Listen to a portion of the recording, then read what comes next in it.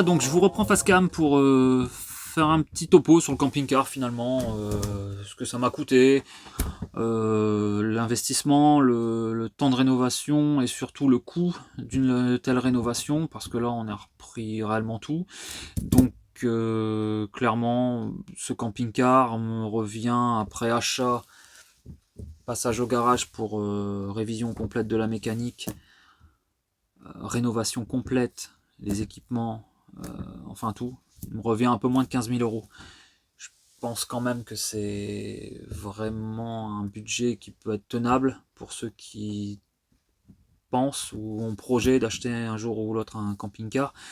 Bien sûr, acheter un camping-car maintenant chez le concessionnaire tout neuf, c'est bien, mais faut pas oublier qu'on part quand même sur un budget, un camping-car d'entrée de gamme, c'est quand même 60-65 000 euros, quoi, à peu près. Ils vous financent ça sur un crédit sur 12 ans. C'est un choix, hein, chacun fait comme il veut.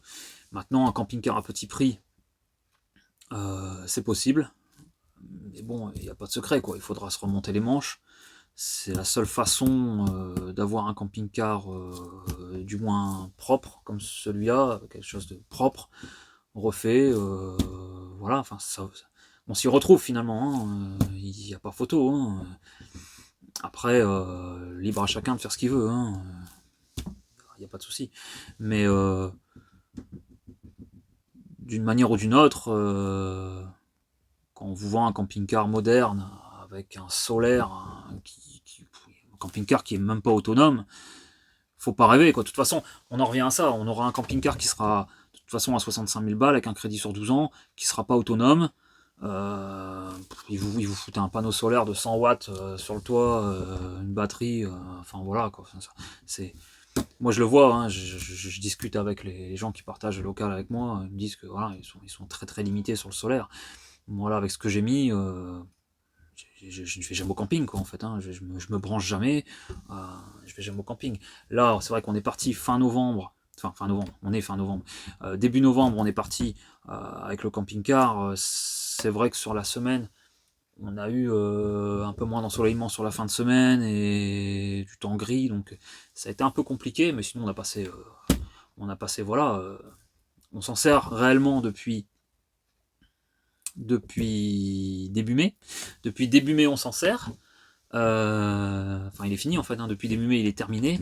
On s'en sert. Donc, on est parti à Calpe, en Espagne. Donc, un peu plus de 1000 km aller, 1000 km retour. On a passé une semaine. Donc, pareil, là, on a été autonome toute la semaine sans aucun problème. On se sert de la télé. On se sert de. Enfin, j'ai un frigo en 220. Enfin voilà, quoi. J'ai quand même pas mal d'équipements qui consomment. Finalement, on a passé la semaine sans se soucier vraiment de la batterie, quoi. On a fait le tour de l'Italie en juillet-août. On a posé juillet-août. On est parti juillet-août faire le tour de l'Italie, mais vraiment le tour. Hein. Pareil, j'ai pas eu aucun souci de batterie. Là, on a testé ses limites mois de novembre. C'est vrai que là, sur le mois de début novembre, c'est vrai qu'une semaine au début novembre, on est parti. C'est vrai que sur la fin de semaine, il a fait un temps un petit peu mauvais, enfin, pour le panneau solaire en tout cas, un peu mauvais. Et ouais, voilà, ça tique un peu. Sachant que je n'ai pas de coupleur séparateur dans le camping-car. Attention, hein, ça c'est un point quand même que je tiens à souligner, c'est qu'il n'est pas équipé pour l'instant de coupleur séparateur. C'est quelque chose que je vais lui ajouter.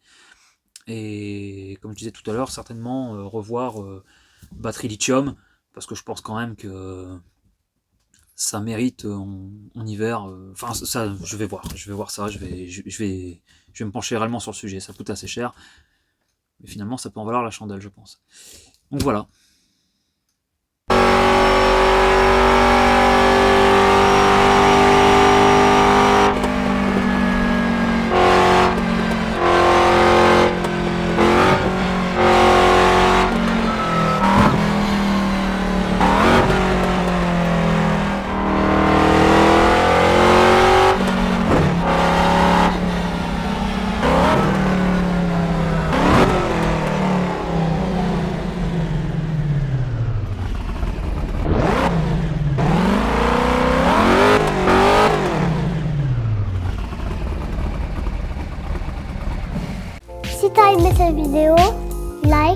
commente, abonne-toi.